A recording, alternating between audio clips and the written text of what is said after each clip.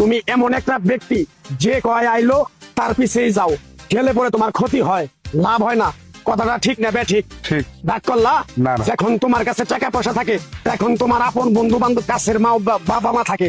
যখন তোমার কাছে টাকা পয়সা থাকে না, তোমার আত্মীয় স্বজন কোনো বন্ধু বান্ধব তোমার কাছে থাকে না। কথাটা ঠিক না বে ঠিক? ঠিক। রাগ করলা? না, না। এই কথাগুলো আগে পিছনে কোনদিন বলছিলা?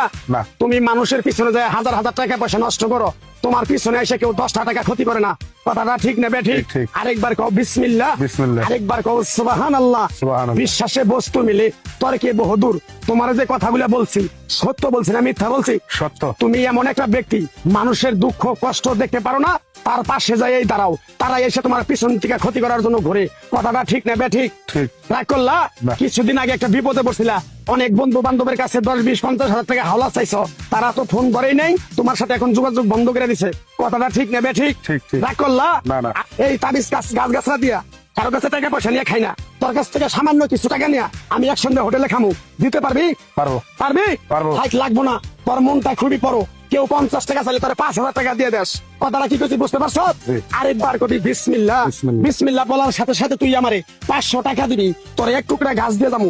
এই গাছটা তুই নিয়ম কারণ মাইনা ব্যবহার করবি, আল্লাহ তোরে মুক্তি করবো। কথাটা কি বেশি বুঝতে পারছ? জি। আরেক তোমার বিসমিল্লাহ। বিসমিল্লাহ।